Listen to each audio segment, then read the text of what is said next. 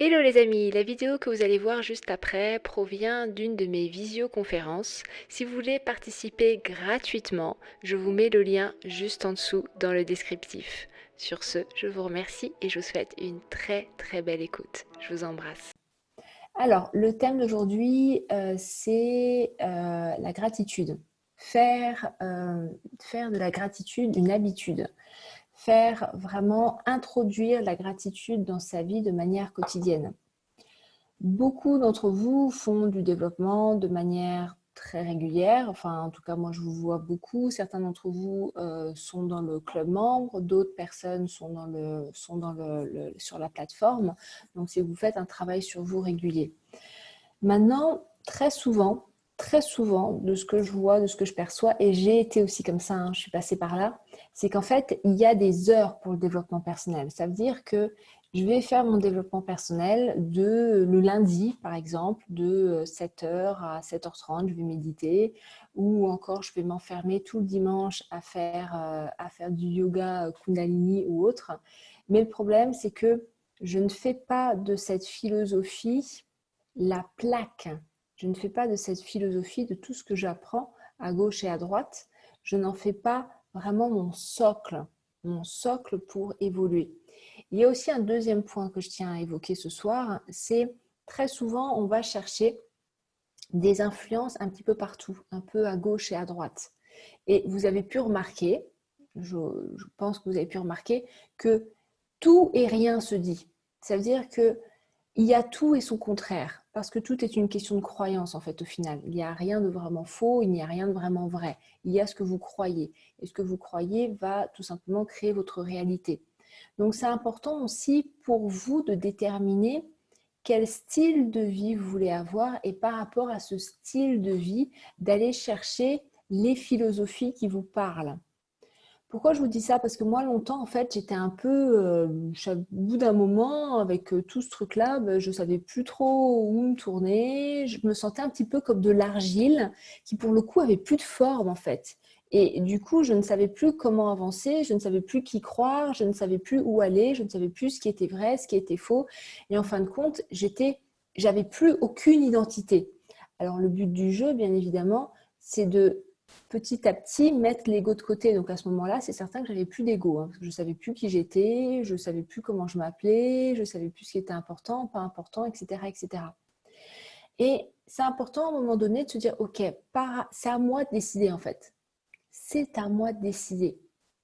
C'est à moi de me recréer une identité. Alors, le but du jeu, c'est pas aller dans un truc hyper rigide, c'est de repartir dans quelque chose de souple que je peux changer, que je peux évoluer au fur et à mesure.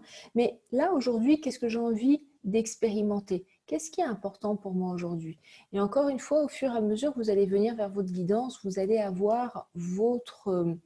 vraiment avoir vos réponses à vous. Dans le club membre, on a fait tout un travail sur les valeurs et autres, ce qui vous permet de vraiment revenir sur ce que l'enfant déjà voulait, enfin ce qui est important pour vous, ce qui est presque enterré chez certaines personnes. Et le fait de pouvoir mettre ça en lumière, ben, aujourd'hui, vous savez où est-ce que vous allez. Mais quand on est perdu et qu'on ne connaît pas trop sa mission de vie et autres, ben, revenir vers sa guidance. Donc méditer. Et de toute façon, même le club en miracle, hein, je vous dis tout le temps, méditer, méditer, méditer, méditer, méditer, méditer, méditer. Méditer. Toutes vos réponses, elles sont dans la méditation. Et pourquoi? Parce que l'ego parle fort et l'ego parle très vite. L'ego parle tout le temps. Il fait énormément de bruit.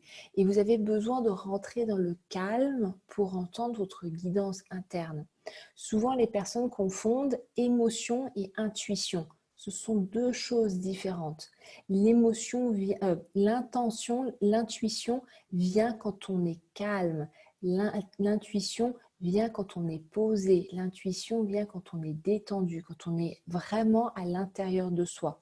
Sinon, on se laisse prendre par les événements et en fin de compte, on ne fait que répéter. Je le répète, je sais que je vous l'ai déjà dit et je le répète et je le répète parce que c'est extrêmement important. J'ai mis 5 ans avant de comprendre ça et avant de l'intégrer dans ma vie. Donc, des fois, quand vous viendrez dans les ateliers, il y aura des choses que vous aurez déjà entendues. Et c'est important de le répéter encore et encore. Maintenant, par rapport à la gratitude. La gratitude, c'est plus vous aurez de gratitude, plus vous nourrirez votre terreau. Ok? Imaginons que l'esprit est comme un jardin et vous avez de la terre. Et pour que toutes vos croyances, vos nouvelles croyances, votre nouveau système de pensée, tout ça, ce sont des graines. Donc, vous êtes en train d'arracher tout ce qui ne vous convient plus, toutes les mauvaises herbes, toutes les plantes que vous avez trop mangées, donc vous êtes indigeste, vous êtes en train d'arracher tout ça. Et aujourd'hui, vous êtes en train de mettre des nouvelles graines. La gratitude sert à nourrir le terreau. Donc, tous les jours, vraiment, vous devez en faire une nouvelle habitude. Très souvent, regardez les enfants comme on les éduque. On les éduque à avoir peur de plein de choses. Mets pas tes doigts là, fais pas ci, mets pas ça dans ta bouche, fais pas ci. Non, cours pas trop vite. Non, fais attention au vélo. Non, on va te mettre des roulettes, c'est plus sécurisant. Non, attends mon chéri, on va faire ci. Non, attends ma chérie, on va faire ça. Et du coup, on grandit dans de la peur et on grandit l'esprit entier a appris à se focaliser que sur les éléments qui ne vont pas. L'esprit entier, regardez à la télé, parce que qu'est-ce qui fait vendre? Ce qui fait vendre, c'est la peur. Donc, regardez à la télé, on ne parle que de ce qui ne va pas. Regardez les journaux, on ne parle que de ce qui ne va pas. Regardez même lors des soirées, on ne parle que de ce qui ne va pas. Parce qu'au final, en fait, si tout va bien, mais je parle de quoi, moi? Je me sens bizarre face à toutes ces personnes. Donc, on ne parle que de ce qui ne va pas. Je me souviens même moi au début, dans mon développement personnel, quand ça commençait à aller, des fois je mentais, des fois je rajoutais comme ça des trucs un petit peu dans les soirées, parce que j'avais peur en fait à l'extérieur qu'on dise mais elle n'a pas de problème celle-là. Qu'est-ce qui se passe exactement concrètement? Aujourd'hui tout va bien, mais on a constamment l'habitude de parler que de ce qui ne va pas. Et ça, ce n'est qu'une habitude. Et vous avez besoin, le truc c'est qu'en faisant ça, on ne fait que grossir ce qui ne va pas. Là où je mets mon attention, ça grossit. À chaque fois que vous mettez l'attention sur quelque chose, vous nourrissez la graine. Donc ça pousse. Donc ça prend plus d'espace. Dans le cours en miracle, c'est expliqué que ce que vous vivez à l'extérieur est l'effet de la cause. Et la cause, c'est votre manière de penser. C'est votre système de pensée. Si dans mon système de pensée, je passe mon temps à me plaindre et à voir et à mettre mon énergie sur ce qui ne va pas et à mettre mon énergie sur ce qui me fait peur et à mettre de l'énergie sur ce qui pourrait se passer de négatif et à mettre mon énergie sur toutes mes blessures. Et c'est là où souvent la médecine, entre guillemets, européenne, occidentale a un petit problème, c'est que souvent, en fait, on ne fait que voir les blessures d'enfance. On ne fait que mettre de la lumière sur les blessures. On ne fait que valoriser les blessures. Et pour le coup, si on ne fait que valoriser les blessures, qu'est-ce qui se passe? Les blessures prennent plus d'ampleur. J'arrose mes problèmes, j'arrose mes blessures, j'arrose mes traumas. Et du coup, tout ça prend énormément de place dans ma vie.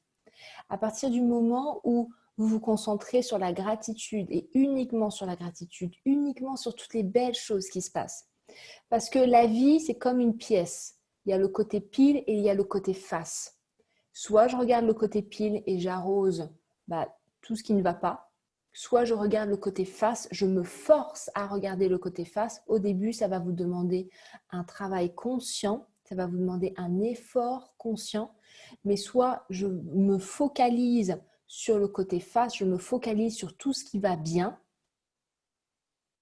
Et dans ce cas-là, je me fais grossir. J'arrache les anciennes herbes et je fais grossir. Et plus je fais grossir, vous voyez, c'est comme un verre. Par exemple, c'est comme ça. Si, imaginons que là, ce sont toutes mes vieilles pensées. Ok, toutes mes vieilles pensées que je ressasse encore et encore et encore. Et que dessus, je mets de la gratitude. Je mets de la gratitude, je mets de la gratitude, je mets de la gratitude, je mets de la gratitude. Qu'est-ce qui va se passer? Ça va déborder.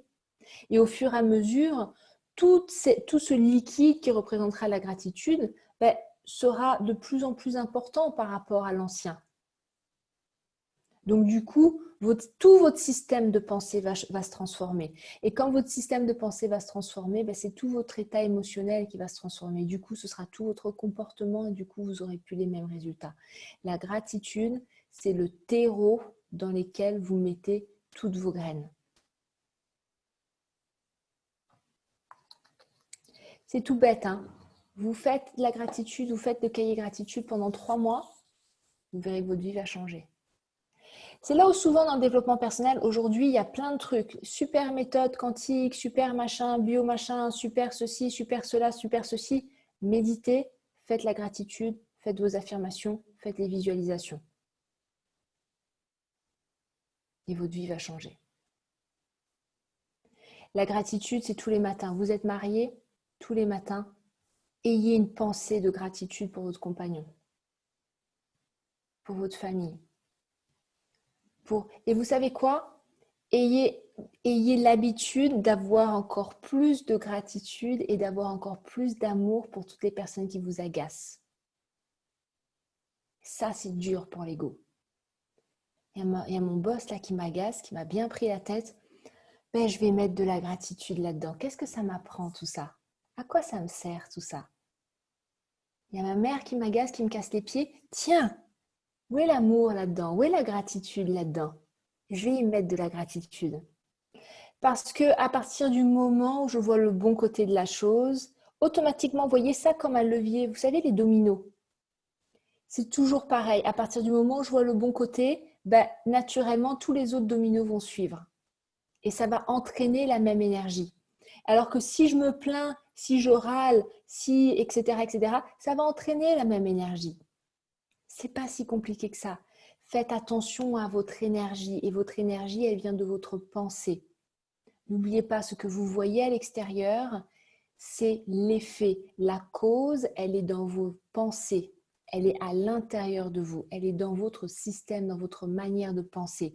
Si vous changez votre manière de penser, à l'extérieur, ça va se transformer également.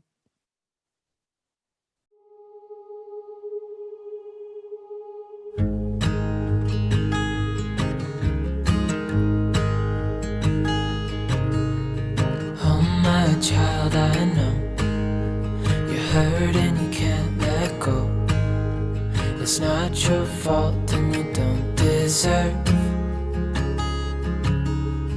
all the bad and the hurt.